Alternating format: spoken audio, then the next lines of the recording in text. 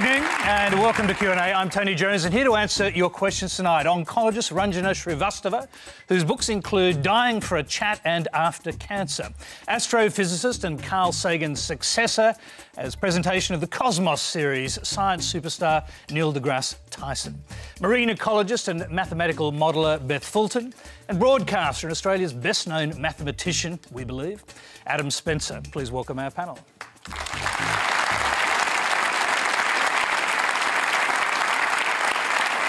OK, well, naturally enough, we've been inundated tonight with big questions about science, maths and medicine. But first, the ongoing controversy over racism and the constant booing of AFL footballer Adam Goodes. And our first question comes from Michael Doyle.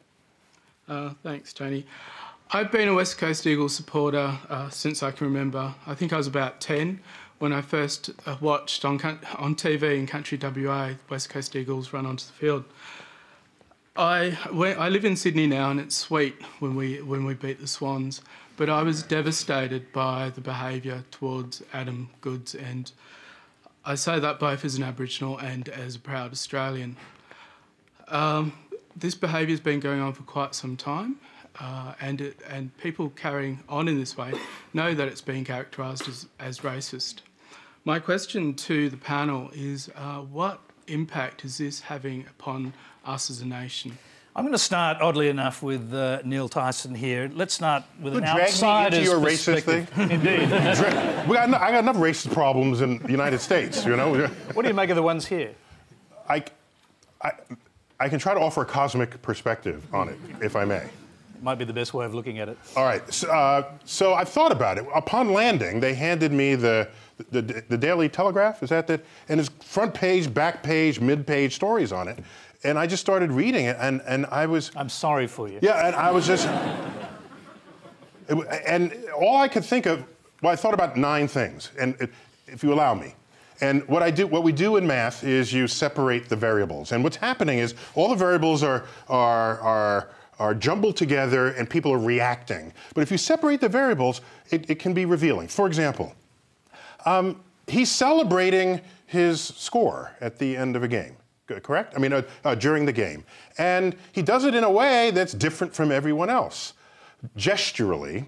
And to me, that's a form of a freedom of expression, a freedom of speech. If you don't like that, at some point you have to confess to yourself you're not a fan of freedom of speech. And so if you're going to do that, that's a different country from what I understand Australia claims to be. That's A. B. It was in another occasion, in response to this, a 13-year-old girl engages him with the comment. Well, first, the fact that she says that he reminds her of an ape or something. Now, okay, did she come up with that on her own? Or was it her friends? Likely it was her parents. If you're 13, you just don't say that unless you came from an environment where that's been said before. That's really weird. That's, in the 21st century, for people to be behaving that way, I'm highly disappointed, if I can say. Now, so, then she calls him an ape, and then I thought, why did she call him an ape? Because you know what she's done? She's selectively chosen things about apes that she thinks apply to him, and not other things that would apply to people who are white. For example, apes have hair all over their bodies. You have never seen a black person with hair all over their bodies. Black people are some of the least hairiest people in this world. And who are the hairiest? It's white people. They're the hairiest. With hair on the back, out of the neck. And so if you focused on hair, then you could call white people monkeys, right? It's all racist Can conduct. I just say quickly, as the only bald person on this panel, I am finding this conversation very hairless all of a sudden. I just want you to know that now. I don't want to hog the thing, but I just got to get this. You asked me. I'm just trying to get it off my chest. I did. I wanted a cosmic perspective. Okay, so then he's paid millions of dollars. He's a professional athlete. Then I thought about him and I said, someone is commenting from the audience. Get over it, okay? If Jackie Robinson, because we've been through this in the United States, Jackie Robinson, breakthrough into Major League Baseball. That was 1947 now. Yes, it was 70 years ago, 80 years or whatever. And so people are booing him, and he rose above it. And what you can do is, rather than argue with the person booing at you, the next press conference you can say, this happens all the time, and I'm disappointed, and I expected more, but I'm professional, and I'll eat it. Let me go back to Michael, who asked the question. Michael, what do you think about that last part of that, the suggestion that perhaps he should rise above it? I think he has a tremendous opportunity to educate, particularly young people, around racism. And that's exactly what he attempted to do. And I don't understand why that attempt to educate somebody about what's harmful around racism is being so misrepresented in the Australian media at the moment. I'm just going to... So, yes, but I have another question, okay? Why does anyone think or reference him as a black footballer? He's a footballer, okay? Why, where does... When, why, and where does skin color matter in that sport, okay? So when I think of people talking about race, it's being invoked here in Australia, as far as I can tell, as it means to figure out who belongs and who does not. Yet, I, as an astrophysicist, when I think about race, I think about it as something that unifies us all. I think about it as the human race. Thank you very much. Adam, I'm going to go to you as a sports fan. I'll hear from the other panellists. The problem was, I mean, the gentleman who got evicted from the West Coast game, and I use the word gentleman advisedly, for shouting, "Get back to the zoo." When he was evicted, said that was political correctness gone mad. This is just a bit of harmless banter. The former representative soccer goalkeeper who tweeted that Adam Goodes should be deported for his opinions, which were totally not his opinions, in that hypothetical world, to where do you deport an Indigenous Australian? You incalculable moron. I can't imagine what it's like to walk around with a head as rattlingly hollow as that guy's, right? And the thing is, I don't believe every person who was booing was doing it racially motivated. But a percentage of people were. And it's got to the point now where if you choose to keep booing, you are hitching your wagon to the guy who is booing because he's saying, "Get back to the zoo." And that's where it just has to stop. Even if you feel you have some implied right in the Constitution of freedom of speech where you can boo the guy, if he is interpreting it as racial vilification, that's where you just, as a decent human being, stop doing it. Let me go to Ranjana. How do you interpret it? Well, look, I've been thinking about it in the in the scheme of healthcare, from a cosmic perspective to a healthcare perspective. A quarter of our doctors are immigrant doctors. Now, I sit quite nicely at the intersection of both gender and racism. And people like me, and there are many, many colleagues like me who have experienced it, but you don't get booed on a ward round. No one boos you on a hospital. But what does happen quite frequently is subtle put-downs, denigration, and it's really difficult to tease out whether this is because someone is questioning your competence or whether it has to do with racism. I have been taken to be everything except a doctor, from a tea lady to a coffee lady to I walk around with a 6-foot intern who happens to be Anglo-Saxon, and the patient says, "I don't care what she thinks, what do you think?" And the intern, poor intern, is mortified and says, "She's the boss." And the patient says, "Well, you know, but what do you think?" I have a friend of mine who is a male surgeon who wears a suit on every weekend ward round because otherwise he is mistaken as the porter. He's admonished for being on the ward and walking into a patient's room without the ward clerk's permission. That's simply wrong. And I think, you know, you can argue about whether one should turn the other cheek or not, but the question really is, how many of those insults in a lifetime is okay? 1, 2, when do you stop? And I think that's been Adam Goodes' point from the beginning, really, that he's experienced this from the playground to now. And when it happens to him now, he thinks about the playground. Yeah, and I think that's correct. You know, what do you say to a young doctor, perhaps, who is starting out? I must say that I'm now in a privileged position where I'm more senior and I can speak out about these things and they tend not to happen, and I'm one of a few specialists.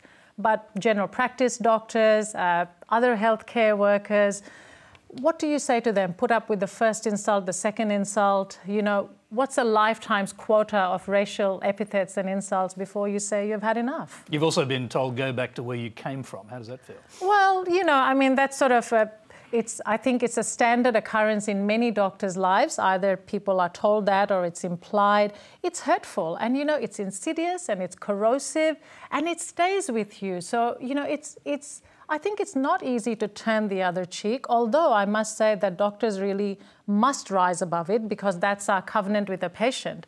But think of it the other way. You know, a doctor can't say to someone, I refuse to treat you because you are Asian, black, subcontinental, etc. And yet, every day somewhere there is a patient who says, I refuse to be treated by this doctor.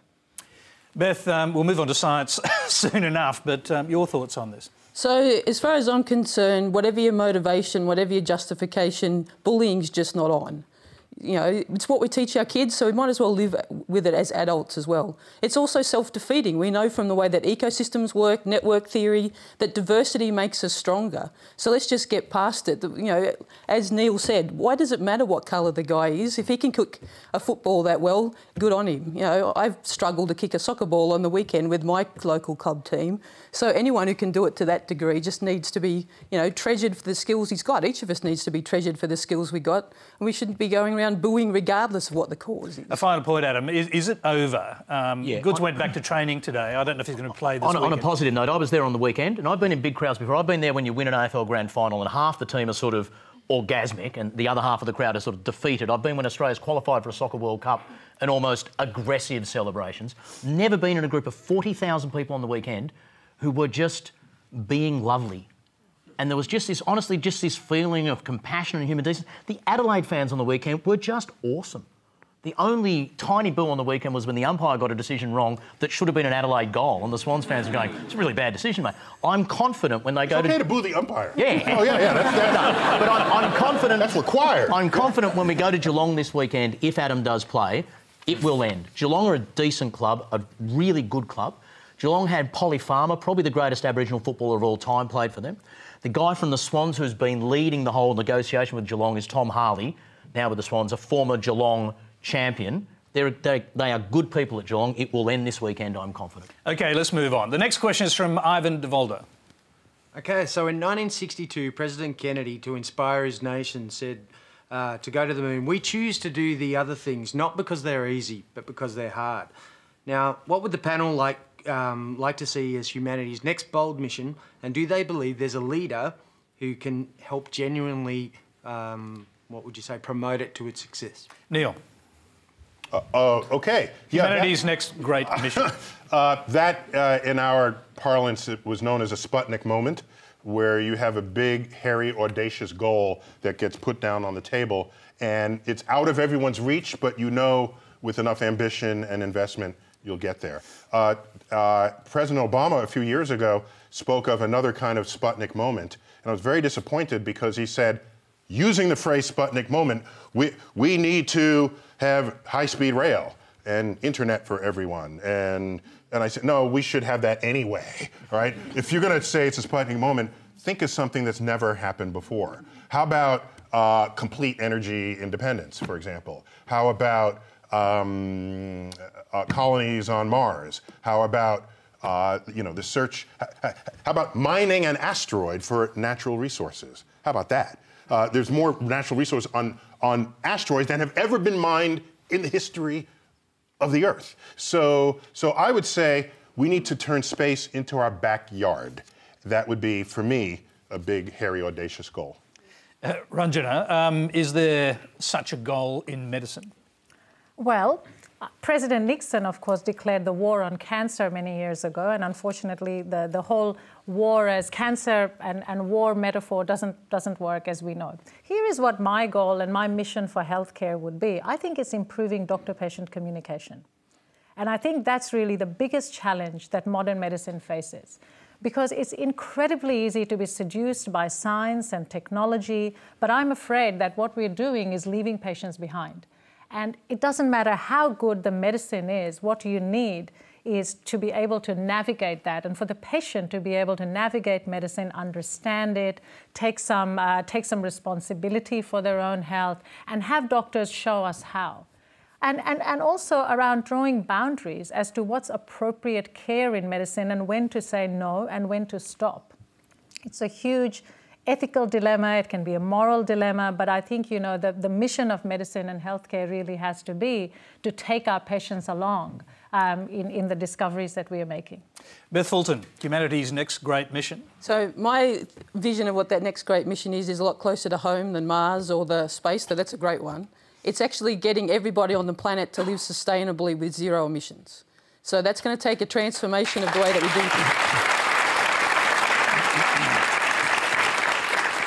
So that's changing everybody's behaviour, not just a bit of technology, not just the way that we do things on land, but changing the behaviour for the 7 billion people that are here already and the 10 or so billion people we have by the end of the century.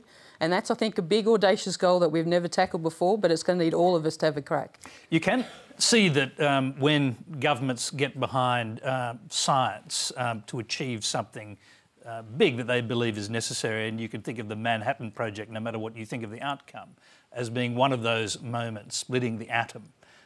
Why can't the goal that you're talking about be treated like a giant Manhattan Project?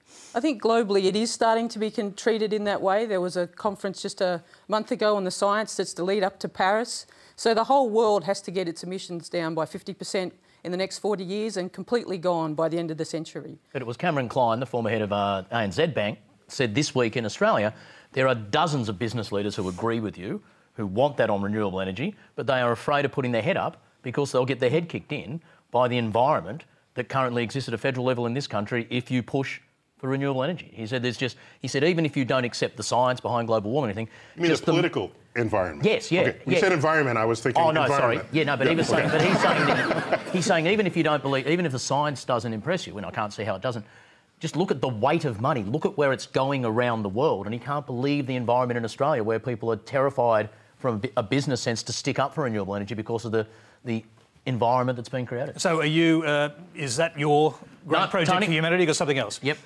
The number pi. We currently only know it to 1 trillion decimal places, Tony. Imagine if a world leader stood up and said, we will know it to 1 quadrillion decimal places within my lifetime. Just imagine kids walking the streets of the world knowing that we have dedicated half of the world's computing power to calculating pi to 1 quadrillion decimal places, Tony. And that would help us how? Well, that's debatable. All right. Okay, can I add one other thing to this? Yeah. I should have said, I foresee the day where we have power over nature such that we can tap the energy expressed in Earth functioning as a planet and use it in the service of our needs and the needs of the survival of all life upon it. For example, a hurricane is building in the Atlantic and it's ready to terrorize the coastline. We somehow dip in there, suck the cyclonic energy from the hurricane, drive the energy needs of the city that would have otherwise been leveled by that hurricane. That is a level of geoengineering that I would foresee to be in our future. Then we would know that we fully understand how Earth works. Now, I'll come back to you on the geoengineering thing. We will talk a little more about climate change later in the program, but here's a different question. It's from Renee Buckingham. This is a question for Neil. Russian billionaire Yuri Milner and Professor Stephen Hawking recently announced $100 million funding towards searching for signs of alien life. What do you think of the chances of this being successful, and do you think we will detect signs of intelligent life from another planet in our lifetime? I think the chances are near zero, but not zero. And if the results of a near zero likelihood experiment were not interesting, I would say we're wasting our money.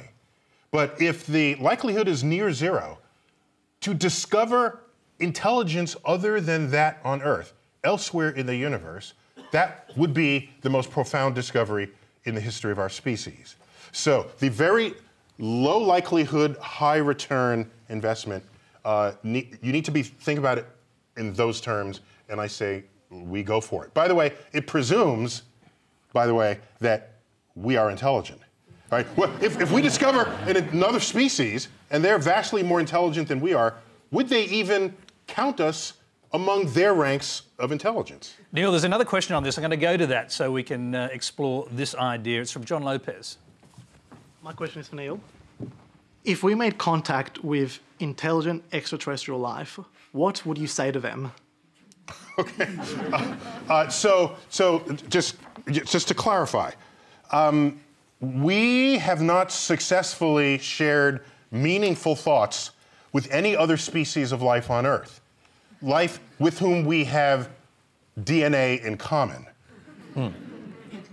So to presume that some other species of life where will have no genetic identity in common at all, that somehow we can have a conversation with them and have witty repartee, I think is it may be our own hubris to presume so. But that aside, if we meet another, I would want to compare notes, scientific notes and math notes. I would say, what have you discovered? What have we discovered? And I want to compare the books. Because one of the really fascinating fundamental questions in mathematics is the mathematics that we've created, is it just the math? Is that the only mathematics and we've stumbled onto it?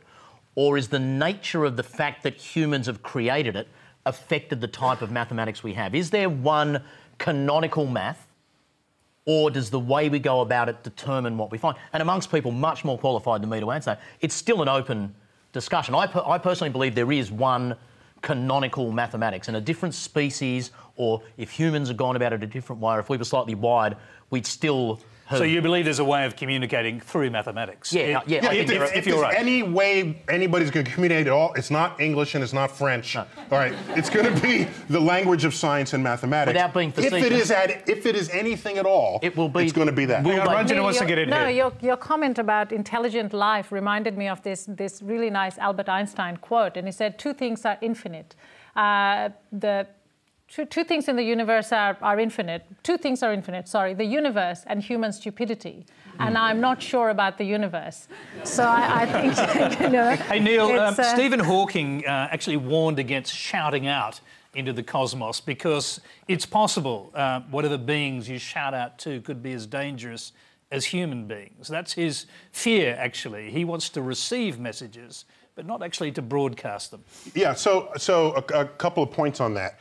It's odd that there are people who want to send messages from Earth to aliens to tell them where we are and what our culture is like.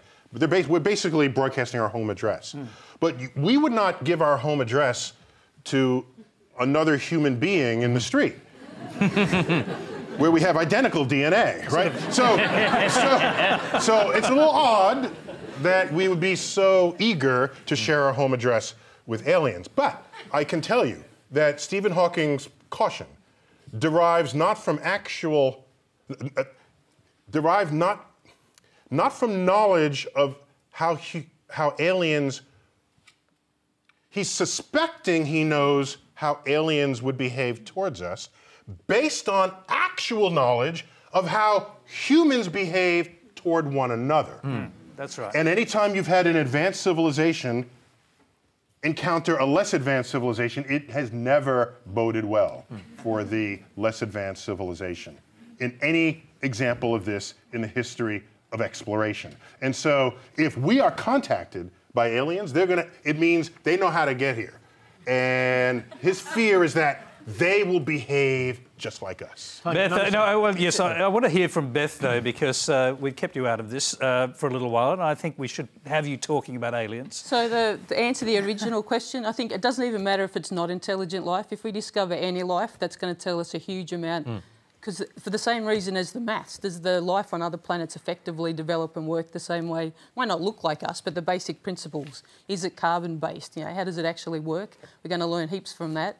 And the answer to your question up there, they can tell Adam the rest of the pi digits. Yeah, no, exactly. There will be things like that. But so I agree that we are unlikely in our lifetimes to start talking to green men and women from another planet. But within my lifetime, and certainly within yours, we will detect life outside of Earth. We will detect single-cell organisms or really basic amino acid type processes. I agree with that. Quite entirely. Possibly within our solar system on places like Titan or something like that.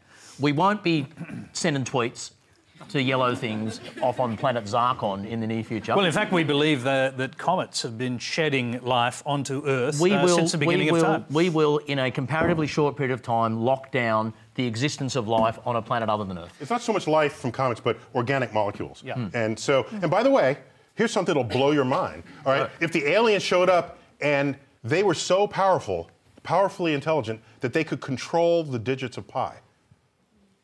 What would you say about that? Yeah, bring it. Hang on a sec. I've got one last question on the subject of aliens from Jorge Rosario. Yeah. My question for Mr. Neil. Do you believe that it's possible that aliens are already living in our planet, but undercover? So it's an American conspiracy. Yeah, it's completely. In the United States, perhaps here, we have something called Comic-Con, where people dress up like. And so I've wondered whether we've actually been visited by aliens, but they happen to land at Comic-Con. and then nobody noticed because everybody else was dressed up. So I think if we are visited by an advanced civilization, there will be no question or doubt about that moment. And for them to look like humans, again, is our own hubris to think that aliens from another planet would look like humans, where hardly any other life on Earth looks like humans, all right? Lobsters and oak trees and jellyfish. And we're gonna find an alien on another planet that has 2 legs, 2 arms, fingers, nose, eyes, shoulders, and walks around and speaks out of a hole in its mouth? No. You'll know if we're visiting.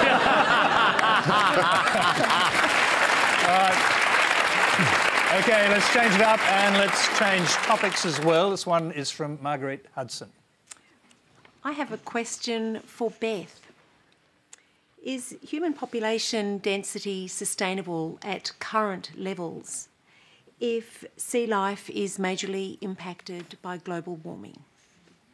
So it depends on how you live, basically. So if we all want to live like Australians or Americans, then no, the human population would need 7 planets, basically. And I'm working on that, the other planet. But it is possible to have sustainable seafood going forward, even with ocean acidification, but we have to be adaptable about what we do and what we accept. So we do have to take on practices like we have in Australia. Australia has sustainable seafood. It's not the message that you get from the rest of the world. Only 3% of Australia's fisheries are overfished. We've spent a lot of time in the last 20 years getting them into that state, and we're already preparing for what we've got to do to keep them sustainable going forward. So if you take those practices and you take that holistic ecosystem approach, then it is likely we can have sustainable seafood going forward. But what we can't do is just take on the kind of complacency that can crop up. We can't rest on our laurels. We've also got to each take responsibility. So for instance, recreational fishermen love to point the finger at commercial fishermen. Everybody loves to fish, I can get that, but we've each got to take responsibility for the catch. We can't just keep blaming each other. So that's a place where we've got to sort of shift our focus. Beth, can I just ask you about the other part of the equation with oceans, and that is the warming of the oceans. So the 2014 State of the Climate report, we have scientists warning that there's already dangerous warming in the oceans and it may be irreversible. What do you say? So 93% of the heat that's happened on Earth with climate change is in the oceans. It's ocean warming. It's not really climate. You know, the Earth is an ocean effectively on that side of things. And in places like, yeah, okay. In places like Tasmania, it's already 2 degrees warmer. We have fish there that we had never had before. So the other part of it is that the oceans happen really slowly. So we haven't seen the whole effect of even the Industrial Revolution on the oceans yet. That'll take thousands of years. So if we stop now, then we'll stabilise for the next 1,000 years or so. If we just keep going, that's when you get into trouble. So it's something that's here to stay. Climate change has already started. It's not something in the far future. And ocean warming is a big, big part of that. And the krill. We've got to lay off the krill, don't we? We're sucking up too much krill to make krill oil and that sort of stuff. Crucial part of the marine food chain. Don't we down in something like the Antarctic? We've got to ease up on the krill thing, don't we? So I don't work on the camellia fisheries, but my understanding is that the krill catch is actually sustainable. So as long as you're making evidence-based decisions, and the camellia is a great example because they actually took predators into account when they were setting those quotas, so they've already allowed for the predators to have some. So as long as you follow those rules, it is actually possible to have krill. And an idea that's being discussed, a new idea in fisheries, is we sort of came in with the best of intentions in the past and said, surgical strike, take just the species you want and don't touch anything else. But if you think about crossing a snow-covered lake, you don't put all your pressure in one spot and smash through. You actually gently press your pressure over everything. So a new idea that we don't know how to do yet, it's still coming along, is how to gently press across the whole ecosystem to more gently apply the pressure so that you're not just stabbing in one spot and shattering the thing apart. You're gently pushing on the thing so it's robust and resilient and can carry you forward. OK, we've got another broader question on climate change from Joe Callingham. So my question relates to the idea that some scientific theories are becoming political partisan objects. For example, the type of political parties that support and deny the idea that climate change is caused by humanity can be easily split in left and right camps throughout the world in many different countries, Australia and America in particular. We should all want bipartisan support for firm scientific theories so we can prevent detrimental effects affecting particularly our environment. This was successfully achieved in the past with the Montreal Protocol when we combated the idea of the ozone layer, the hole in the ozone layer growing. So my question to the panel is, how do scientists prevent scientific ideas becoming politically partisan? Neil, we'll start with you. Give me the hard ones. So one of the great tragedies of modern society is that you have politicians cherry-picking science in the interest of social, cultural, political, religious belief systems. And that's the beginning of the end of an informed democracy, if that's how you're actually going to govern. What we need to do is, in a world of free speech and a pluralistic world, I don't have a problem with people believe whatever they want. But if your belief is not based in objective truths, you should not be creating legislation based on it. And so maybe the problem is not beating the politicians over the head when they behave this way. That, to me, there's something missing in the educational system that leaves people with a gap in their understanding of what science is and how and why it works. If you come out with that understanding, then you're incapable of cherry-picking science. Imagine you gained weight last week and you want to repeal the law of gravity because you weigh more because of it. There's certain things we know intuitively not to do, but people need to recognize the value and role of science as a force operating in the 21st century. When you bring politics into it, Neil, to what degree is it about protecting vested interests? 100%. It could be financial interest, religious interest. It's 100%. And so the fact that, because people think that they just have to believe it away and then it won't be true. And that's not how the universe works. So again, if you're trained to understand how and why science works, then the two opposing factions can have a genuine political discussion about how to react to human-induced climate change. Do you have carbon credits? Do you not? That's where the politics should happen, not on the established emergent truth of the scientific research. Ranjana. You know, I've been thinking about climate change and thinking about a drug parallel. And some of you may remember the Vioxx controversy, which is a really nice parallel to draw. And what happened with Vioxx, which was introduced in 1999, was that pretty soon scientists began to find out and researchers began to discover that it was actually leading to an increased rate of heart attacks and fairly serious issues. But the scientific community kind of kept putting down those researchers. They were called whistleblowers, they were called troublemakers, and there was a whole lot of sort of pharmaceutical intervention in trying to badmouth the scientists instead of looking at the evidence that they were pointing at. Vioxx stayed on the market for 5 years, sold billions and billions of dollars worth of drugs. In the end, something like, and the figures vary, but the FDA estimates that 30,000 people died as a result of heart attacks and strokes before Vioxx was taken off the market, never to be recalled, never to be put back again. And I keep thinking about, you know, if somebody had listened to the weight of evidence at the time, had examined the evidence, instead of saying, these people are just troublemakers, I think we would have had a different outcome, especially for those families who lost loved ones from a drug which has got so many other counterparts that you could have taken safely. Adam, how do scientists prevent scientific ideas becoming politically partisan? That was the question. You need a more scientifically literate community. You don't need every person who... You don't need every person who graduates year 12 qualified to be able to contribute to the IPCC reports. But you need people to have studied enough science and enough of the concept of science that, one, more of the people in your parliaments will statistically be scientifically qualified, and two, more people in the community, as you said, Neil, will just look at this objectively. I know a little bit about science and I talk to people a lot about science. I don't understand climate science. I don't pretend to.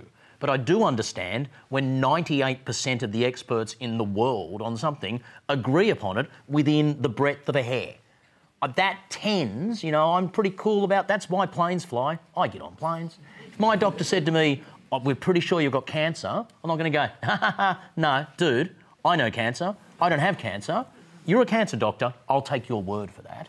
But we need people who have been exposed enough to science in their education to respect what it stands for. All right, let's go a little deeper on this. We've got another question. It's for Beth. It's from Leanne Armand. Placed on modelling responses to our planet's future at the moment. Our models starve for better observational data, particularly in the marine environment, and therefore should the one and only Australian marine research vessel, the RV Investigator, be out collecting relevant data and training our future users and even our policymakers for more than the half year that it's currently funded for? All right, the beginning of that question, which we didn't quite hear, was given the emphasis placed on modelling responses to our planet's future, and then it's about whether these models are well served by some of the research vehicles. It's wonderful to have the RV Investigator for even the little time, you know, the 180 days that we currently have it. It's exciting to have it there. As a modeller, I always want more data. It's always great to have more stuff coming in, more data, more data, more data. So I'm very grateful for what we do have. It would be great to have even more. So anything we can do to increase that. So whether that's on the RV Investigator or actually just in citizen science. So if the general public could get on board and help us collect science, that would be great. So we have a huge continent to cover. It's 14% of the globe, sort of water surface is under Australian jurisdiction. So we need everybody's help to get data in, whether it's the investigator or a guy on his boat or people with their app on the phone saying, I've just seen this fish I've never seen before. Go to places like the Red Map website and you plug in, I've seen a fish in a new place. You can't believe how great it is to get that extra information. And if I could just chip in on that last question for 10 seconds, another part of it is that scientists have to stop being shocked when people just don't get it if we tell them more. That's a science failing. Because we love information, the more we get, the more we go, oh, wow. That doesn't work for everybody, so you have to find what turns them on. So, for instance, you know, if you want to get my dad to do something about the climate, tell him it's cheaper to turn the lights off. Beth, just going to the question about modelling, because one of the criticisms of climate science is that it's based largely on computer modelling, and people tell you computer modelling gets things wrong. A group of mathematicians got their computer models completely wrong in terms of the global financial crisis, or in terms of equations which cause people to invest wrongly that help lead to the global financial crisis. So is that scepticism well-based? So models are just that. They're a simplification so that we can get our head around the way the world works. We actually all do it. We all thought the sun would get up this morning. That's a model in your head.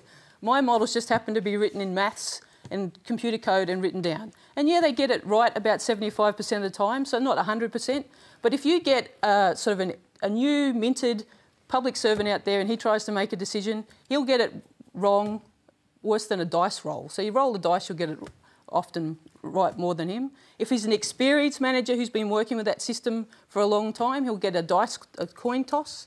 It was about the way that it goes. So we've been looking into this. You get a group of experts together on that particular system. It's about 2/3 of the time. It's still less than the model. And the reason is that because the world is really complex and we literally can't hold all that in our head. Chaotic. We didn't evolve for that kind of stuff. We evolved for short-term, am I about to get eaten kind of decisions, not for what's the world doing in 1,000 years kind of decisions. So you say you can't do climate science without models? Exactly. You know, you just have so much information to bring together that you can't do it without it. And also it gets it in the middle so people can talk about it. They all have the same talking point. They're not arguing over what they think you mean inside your head.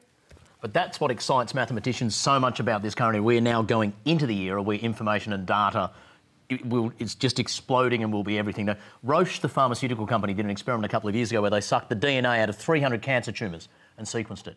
That single experiment created more data than Roche as an entire organisation created in the century 1910 to to 2010.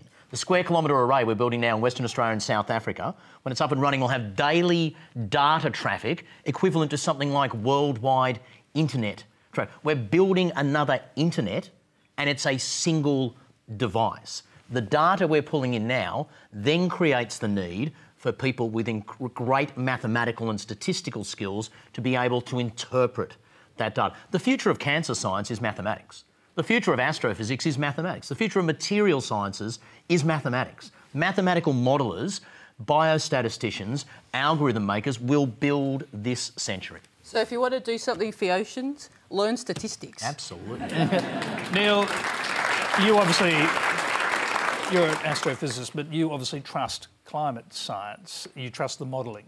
It's not so much a trust, it's there are experts who perform these calculations and the models, and I am not that, that's not my expertise, but I know what training they go through, and I know what gets invoked when they publish a research paper, and what we need to recognize here is not whether one result gives any, where one experiment or model gives any particular answer. You want to see whether there's an emergent, recurring theme among what an ensemble of researchers are putting forth. And when there is, that's the indication that you're onto something.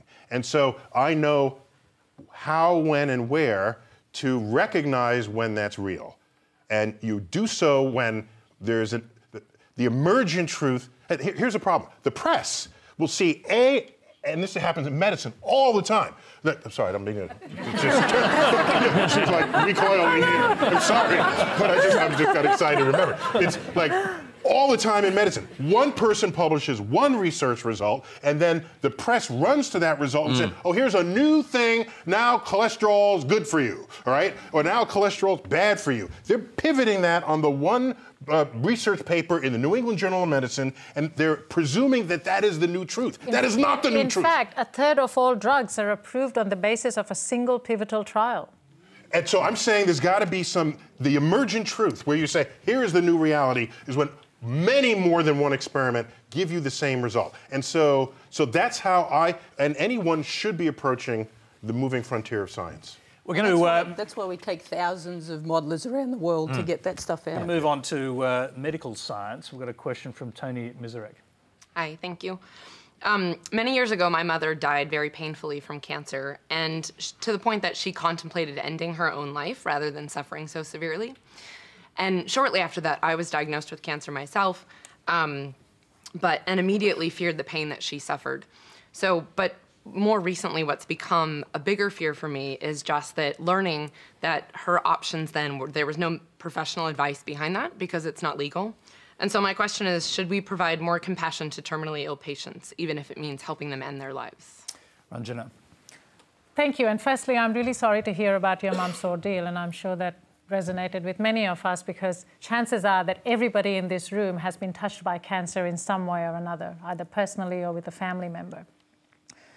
The answer about compassion in medicine, yes, yes, yes. And I really do feel that that is the challenge of modern medicine, to deliver healthcare with kindness and compassion. And you know, one of the things you often hear people say is, well, so-and-so is a smart doctor and he's really clever, so it doesn't matter if he or she doesn't have good bedside manners.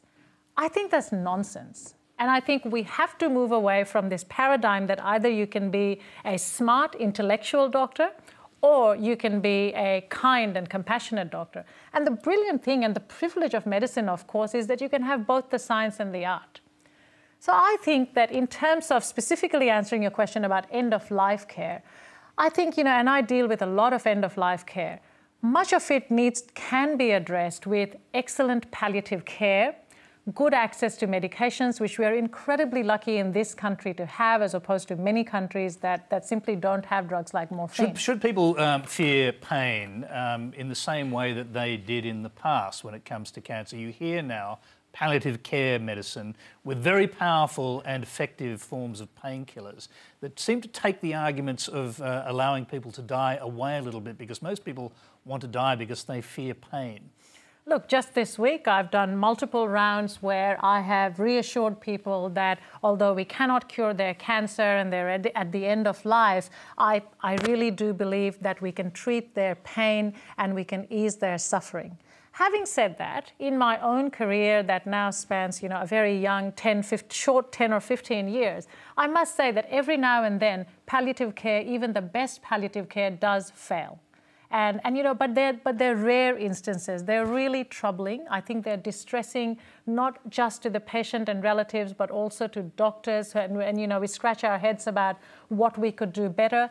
But for the majority of patients that I see, and I see a lot of patients who I end up losing, I think that good palliative care and investment in good palliative care makes a huge difference. But secondly, not just palliative care, investing in teaching every doctor how to communicate better. And one of the things I often think about is that palliative medicine will have its best success when it's not needed as much because all the other doctors know how to offer basic palliative care, basic end-of-life care, and be able to have these conversations about withdrawal of care, about supportive care, rather than leave it just to a select number of palliative care specialists. Ranjana, just a quick answer on this one. That you've written... Thank you. You've written about one of your scientific heroes, Oliver Sacks, and how he faced terminal illness. Just give us a quick sort of précis of how he took it in a different way. So Oliver Sacks, the man who mistook his wife for a hat, one of his famous books, he announced in a column back in February that he had been diagnosed with advanced cancer, with melanoma. And I think, we were all very saddened by it. He's a big medical hero. I think he has also reached out to many, many people in the world. About a week ago, he wrote a column about the fact that his melanoma had now advanced to the stage where he did not feel that any other therapies would be of help. And reading through his column, there was a particular line that I picked up on and that I wrote about, and he said that I can't deny this anymore, that I am ill and that I feel ill. And he described a number of sort of cardinal symptoms of worsening.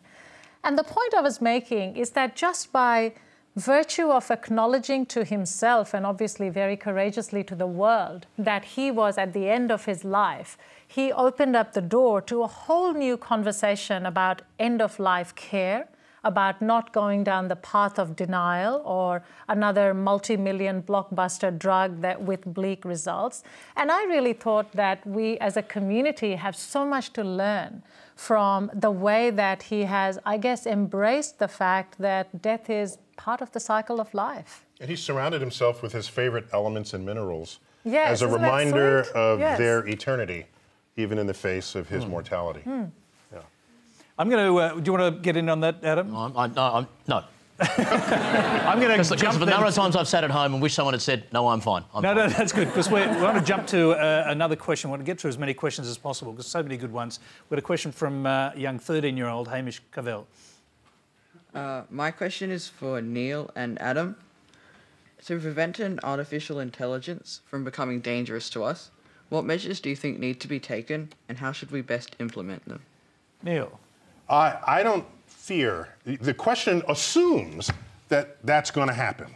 Now, maybe we feel that way because every movie that shows artificial intelligence has that happen, all right? So, but I'm fearless about this.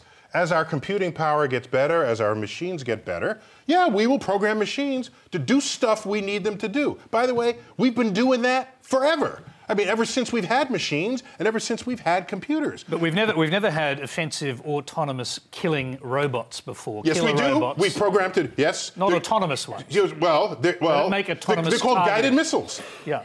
We have guided missiles that can find their target and destroy their target. We don't call them artificial intelligence, but that's exactly what they are. We use our brain to put our motives into the chip that is in a missile to kill people and break stuff, okay? Because that's what the military does. We are already doing that, but in a very controlled way. That will just continue.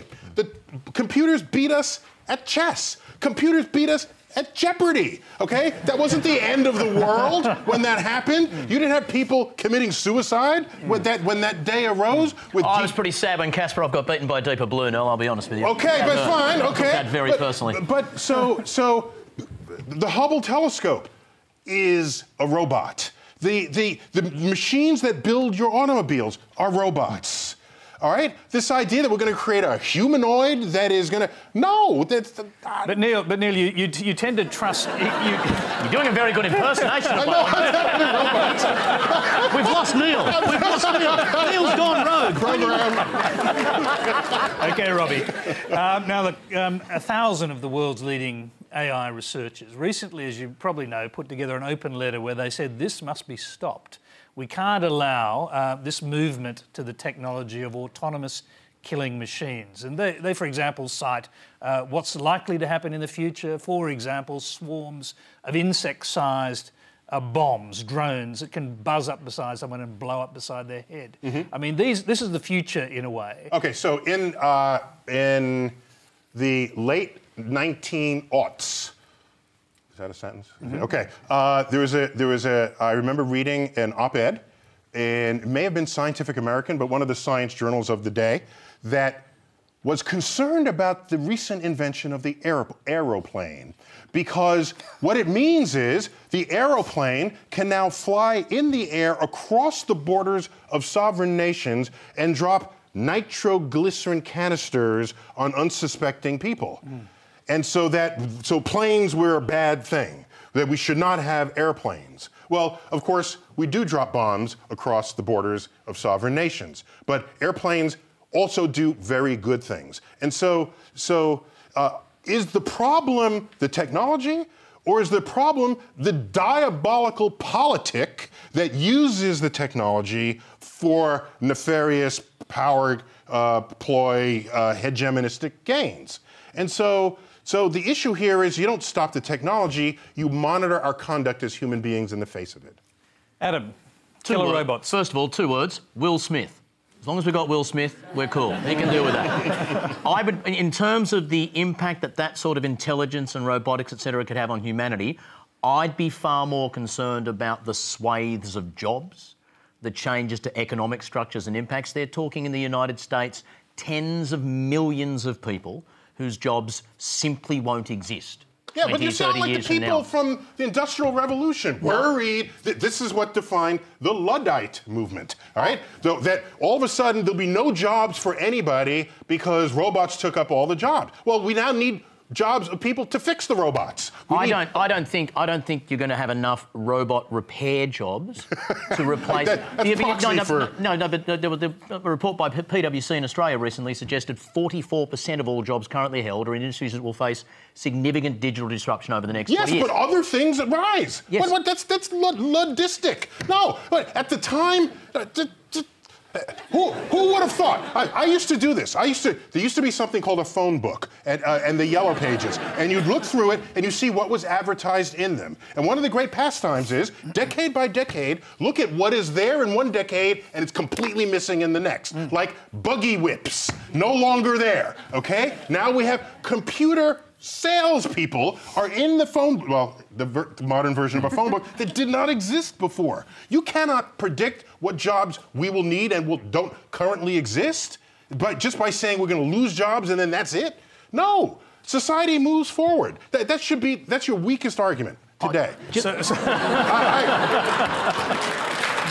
because, by definition, there will be new jobs. Just because in the past technological changes have, it seems, always created sufficient jobs to replace them, doesn't mean that automatically happens. The sort of steps that you're talking about in robotics, the sort of steps that you're talking about where an intelligent machine can do the job of one or dozens of people who used to work in call centres, etc., and suggesting that people who miss out on those jobs will just go and retrain as robotic repairmen, with the greatest respect, I don't think it's the strongest argument you've presented tonight either. OK, we're going to change topics just slightly. I'd love to keep going with that one. But the next question is from Tim Betting. Thanks, Tony. So I teach physics at Sydney University. The number of students taking physics is more or less constant over the last few years. But if you look in high schools, the fraction of girls taking physics is dropping steadily. So last year in New South Wales, only 21% of physics students were girls. So if we're to become a clever country, we need a large supply of graduates, both male and female, in physics and maths and engineering. So my question for the panel is, how can we encourage more girls to take these subjects? And let's start with our women panellists. Beth. So I think we just need to encourage more people, full stop, to get into science and to keep it going. So I've been lucky to work in a field where women have helped shape that, where it's a diversity of men and women working together. In fact, there's more women in ecosystem modelling than not. I've also had the privilege of having a partner who gave up his career to stay at home and look after the kids so that I could do that.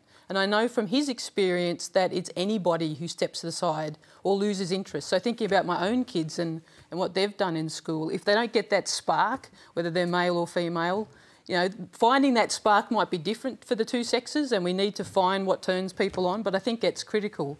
A bit like the starting question about racism, I think we need to sort of forget that gender has nothing to do with science. We might have slightly different interests of where we head in the sciences, but sciences are like huge.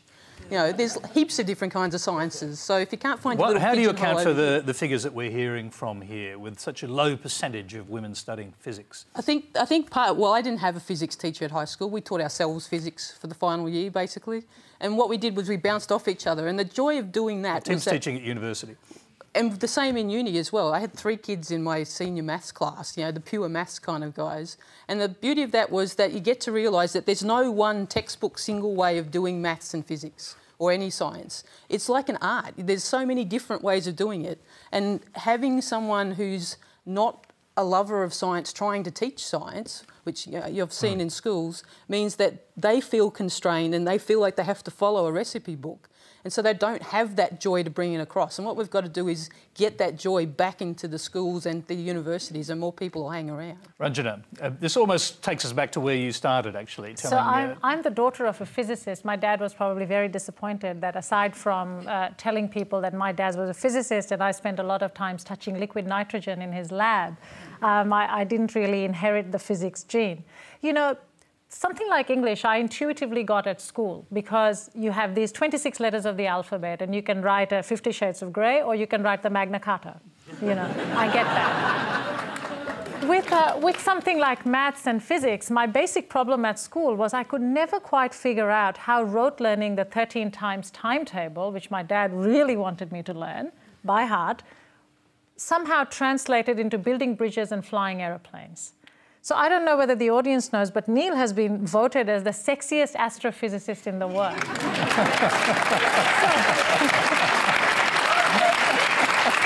Neil, did it all start with a times table? That was 15 years ago, right? and 30 pounds ago, right? But I'm thinking not all of us can aspire to be taught by the sexiest astrophysicist in the world, but it would really help to have competent and confident mathematics and science teachers in school. And I think, you know, I grew up in India, in the UK, in the US, and one of the constant themes was that there weren't enough people who could impart the love of maths and physics as an English teacher could. And I think that for that, you have to invest in primary education, you have to invest in teachers and respect teachers. And as long as you don't do that, I think, you know, physics and maths, their lot will remain low. I think you're failing. That's what she said. I was going to say as women as you, right? That's what you say. You're just not sexy enough. Looking at him, it's hard to believe. Okay. But it's also, messaging is really important. An analogy this morning, if you listen to the commercial radio news this morning and they got to the sports section, the first story was rugby league, the second story was rugby league, the third story was a rugby league game that hadn't been played yet. Then there was some hypothesis about the Test cricket starting tonight. And the fifth story was that the Australian women's swimming team, 100 metres, won the World Championship, adding to the world record they currently hold and the Olympic gold. The only thing you can possibly infer from that is that men's sport is more important than women's. That is the horrible message that is giving. If that had been a group of guys who'd won that, it would have led the news, right? And it's swimming, not some bizarre sport, probably our nation's iconic sport. But the fact that it was women meant it comes later in the news bulletin. Messaging is so important in this sort of stuff. Women, at a young age, have to see really awesomely talented women leading mathematical, physical, computer coding lives and look at them and think, wow, I want to be her in 20 years. That has to happen. That messaging is so important because the subtle messages that are sent out, and the other message that is subtly sent out to talented girls at high school who are good at maths is if you're good at maths and you're a girl, if you're good at maths and you're good at anything else, you should really probably do the anything else. If you're a boy and you're good at maths, stop discussion, off you go. It's not openly said, but it is the subtle message that really talented women get in crucial, formative, decision-making times in their high school career. And they just don't see role models and think, I want to be that person. In the United States, your American mathematical, the AMCs, the biggest maths competition in the States. If you look at the very best, it skews massively towards boys. And there's a small argument about Asperger's and all that, but exclude that. And a guy once analysed the top 100 boys, and where did they come from? And the top 100 girls. To get to the top 100 girls, you have to go a bit further down than the top 100 boys, but we're still talking awesomely talented mathematicians. The top 100 boys came from 70 different schools who sent 1 or 2 students each at that level. The top 100 girls came from 20 schools who sent 5, 6, 7 girls. Is it just some statistical fluke that all the good girls go on? No. Those schools are schools that have champions of mathematics. Those are schools that have a culture of mathematics and extension. They're schools where a girl in year 7 sees some girl in year 12 get a medal and go, fuck it, that's going to be me in 10 years. That's what it's about. It's that sort of messaging. It's that sort of role model and leadership thing that we need. OK, well said. And there's time for one last question. It comes from Susan Peaty. Panel, as a primary school teacher, I see the influence that the work that David Attenborough, Stephen Hawking and yourself, Neil, have had on the young minds in my classroom. You have brought the extraordinary of the world and the universe to a level of understanding that 11 and 12-year-olds relish. But it also demands of them to ask the 2 most important questions, why and why not. In their minds, they're going to take the first steps on Mars and they're going to colonise the moon. Where do you think we will be in the next 100 years? Neil. Wow, great final question, that is. I would say we should not confuse science literacy with knowledge of science as distinct from passion for science. You can be passionate about science and not really know much about it. You can dream about what kinds of things science and technology can bring to your civilization without even being the professional scientist or the technologist. So when I look at elementary school children and I see them excited about programming that is actually fundamentally conceived for adults, but children can consume that product. I see their eyes open and I see them dream in the way that I know I dreamed when I was a child, where anything was possible. And the problems that society faced did not really have political solutions, they had scientific solutions and technological solutions. And in this, the 21st century, without creative investments in science and technology, we're not going to have a 21st century. And that next generation are the ones that are going to lead it. But keep in mind that they cannot lead it with a scientifically illiterate adulthood that is in charge of either providing or removing opportunity that they would enjoy. So that's why I will never only focus on children, because it's the adults who are in charge and wield resources. And so both of those pieces of that puzzle have to be in place, without which there is no future for this civilization. And in 100 years? Are you optimistic? Yeah. I mean, you talk about tapping into cyclones. Engineering cyclones. I mean, someone's going to have to build that thing. Yeah, somebody's got to build it. Somebody's going to be the first to walk on Mars. By the way, the idea, you can say, well, how does that put food on your plate? If you go to Mars, you're breaching frontiers of astrophysics, of geophysics, of biology, the sustaining of human life. You're going to be looking for life while you're there. And those are goals. Those are forces that operate on the ambitions of a nation. You can turn a sleepy country into an innovation nation when you realize that a nation or the world are engaged in these frontier activities. And you come up in the school system, and you see those headlines drawn weekly about what new thing got discovered for the astronauts who are on some other location, and you say, I want to be a part of that great adventure. And then you don't need special programs to get people interested in science, because the very news headlines are the ones doing that for you. So in 100 years, like I said, all wars over limited resources are over. because we have access to the unlimited resources of our backyard, and that new backyard is our solar system. Well, I'm afraid that's where we'll have to leave it tonight. We're way over time. I wanted to hear from all our panellists on that last question, but we don't have time, I'm told. Please thank our panel, therefore. Ranjana Srivastava, Neil deGrasse Tyson, Beth Fulton and Adam Spencer.